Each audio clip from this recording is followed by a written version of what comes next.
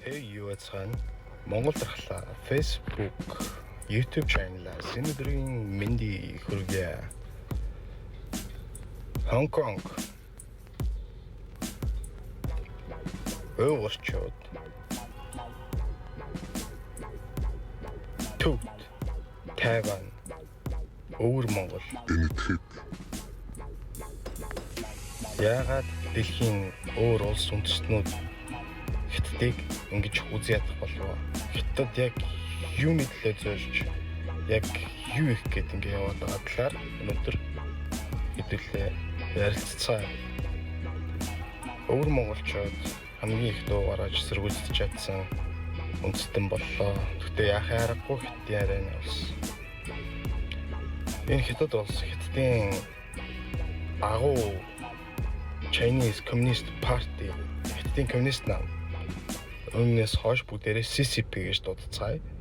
Энэ хүү CCP хэмээх энэ хүү байгууллага нь энэ Хятад гэх энэ улаан дэвсгэр дээр байгаа улс орныг тэр чигт нь удирддаг.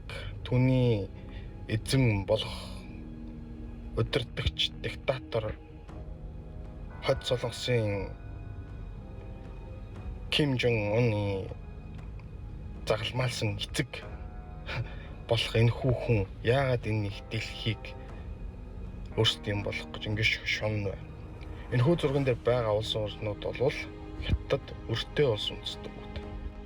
2020 онд ковид дэлхийд тархснаас хойш Хятадын балгаас шүү.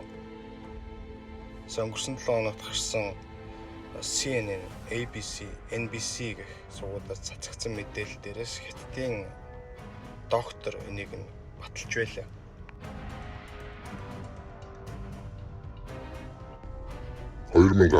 онд энэ судалгааны институт нь дэлхийн нийтэд аюул заанал учруулж болох үз 2 вирусыг гаргаж авсан. Үүнээс цаашаа маш олон төрлийн вирусууд янз бүрийн байдлаар хэрэглэгдэх гэж зохион бүтээгдсэн. 2014 оны мэдээллээр Хятадын бактериологийн зорилттой ийм зэвсэг үйлдвэрлэдэг энэ институт нь хуучин Хятадын удирдагч Мао Зэдуны гэр бүлийнхний шууд мэдээлэлд одоо хүртэл байдаг. Энэ листэн дотор харагдж байгаа улсуудаас Номхон талын аягийн жижигхэн арал улсууд, Азийн хамгийн ядуу улсууд, хамгийн гол манай улс орж байгаа нь харамсалтай.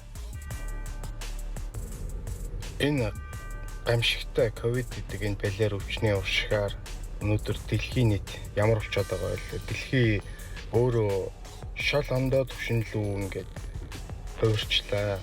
Урд нь байсан амьдрал дахиж хуучин хэвэндээ орохоос өнгөрлөө.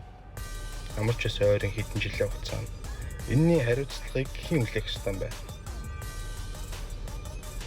Энэ асуултын болохоор өнөөдрийнхөө энэ дугаарыг бэлтэж байгаамаа. Тэгээд бүгдээрээ сайхан ярилцъя. Энэ бол ковидээр дэлхий дээр бүртгэгдсэн хүмүүсийн тоо нийт 30.8 сая хүн энэ өвчнөөр өвчлсөн байхын түүнээс 21.1 сая идэгсэн боловч 958 мянган хүн бараг 1 сая хүн энэ балиар өвчнөөс болж хорвоогийн мөнх бусыг үджээ. Та боддоо ийм балиар, ийм заван ямиг хүн төрлөختөнд энэ олон дэлхийн улс орнуудад ийм гай гамшигыг авчирсан энэний хариуцлага Хятадын ардын нам үлээх үү, Хятад улс үлээх үү? Хятад улс л хүлээж таарна.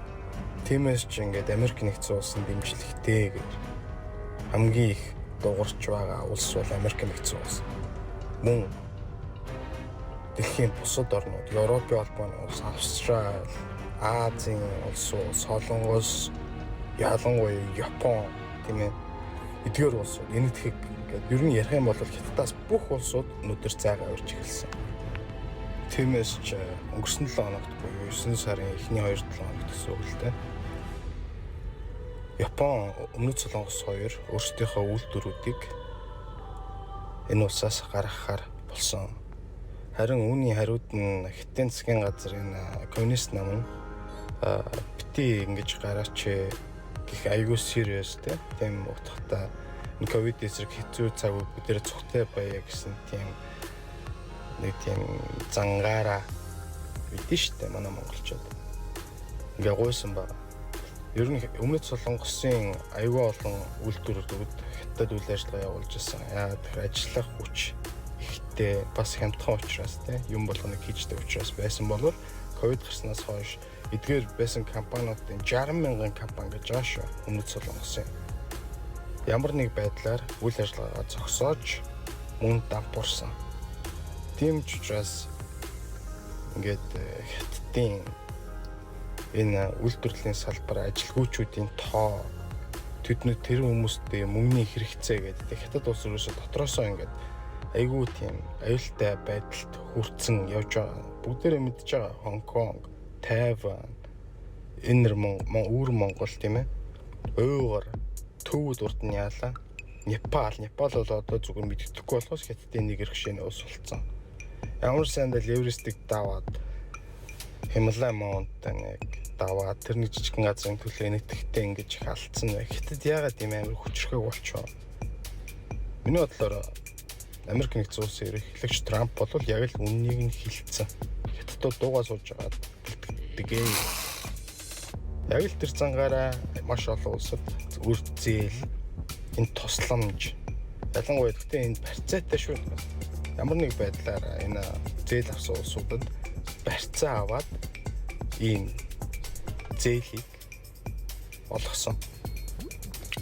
Эргээд энийгээ төлж чадахгүйг нь эдгээр мэдж байгаа. Ялангуяа тэр номхон талаар эргийн жижиг улсууд болох Соломоны арал улс.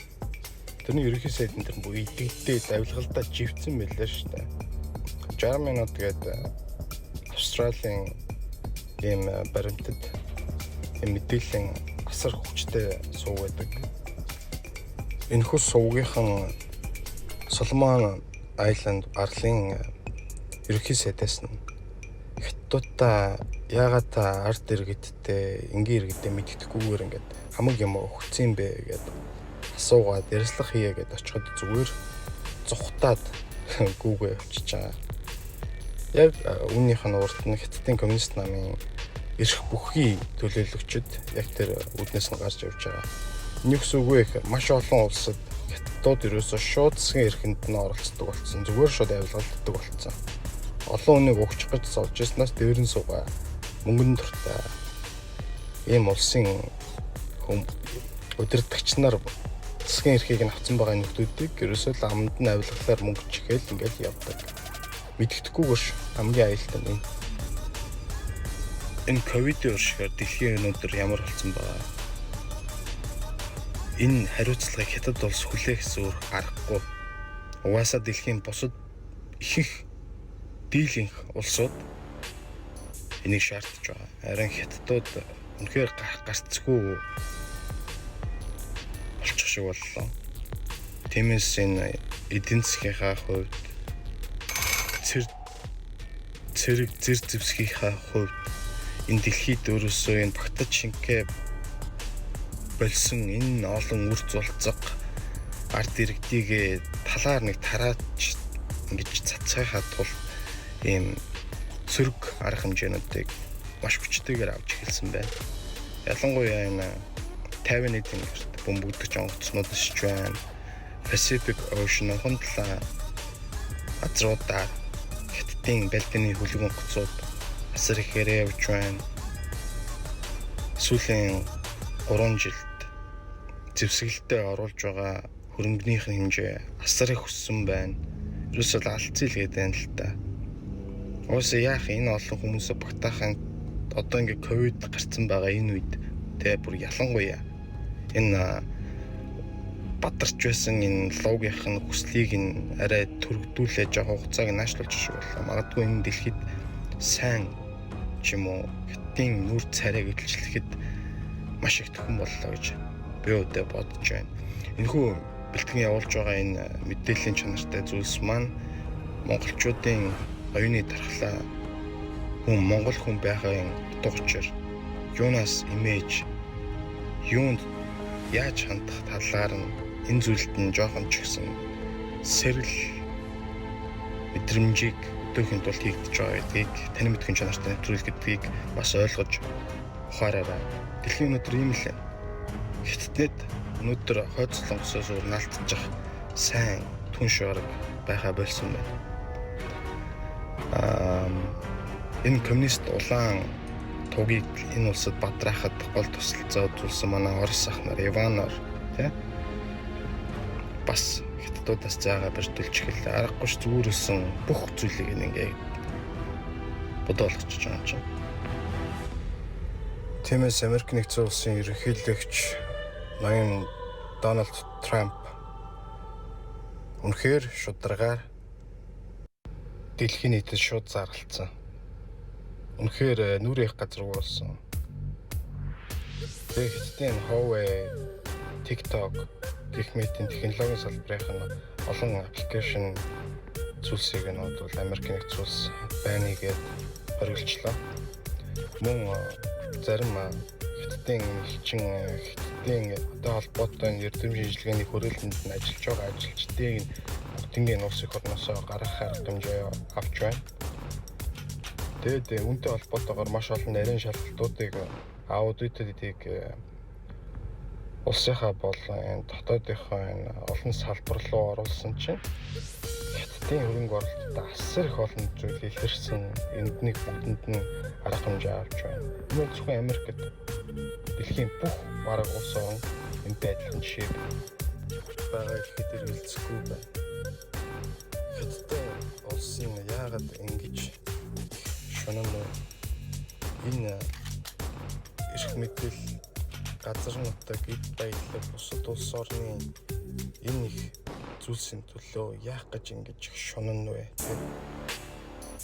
Яг учир шалтгаан юу юм бэ? Харамсалтай энэ 21-р зууны дунд хэсгээс эхлээд дэлхийн номер 1 төрүүлж бүрэн болно гэсэн энэхүү зүйлийн талаар ярьж шүү бодлоо.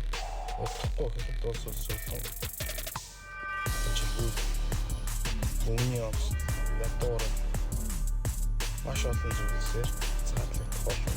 Хятадтай хамтрах сайхан улс манай улсаас уралдах цөөхөн багш. Тийм болохоор улс орныхоо өдөр төчнэрийг яг руу явж байгааг сайн хараарай. Энэ хүмүүс бидний үдийг сохор гэж бодож, чихийг гэж боддог шиг ингэж олон зүйлээ бүх мэдээлэлээс суулгах зүйлсээр хэлэхээр зүгээр төр зүрийн нэг жоохон мэдрэмж өгсөн юм хачин юмнуудыг явуулж хамаг хүмүүсийн тэрхийг нь зүгээр тэрхээр нь сэгадад байна л та. Тийм болохоор манай Монгол дархлаа Facebook пэйжийг дэмжээрэй. Facebook байгаа дээр нь мөн манай YouTube сувгийг мэдээж лайк, share, subscribe хийгээрэй. Хэрвээ таалагдахгүй бол 2 удаа дизлайк дарчиж бас болно. За ингээд дэлхий дээр хамгийн халуун сэдв болж байгаа дараагийн сэдв бол дэлхийн 3 дугаар дайн.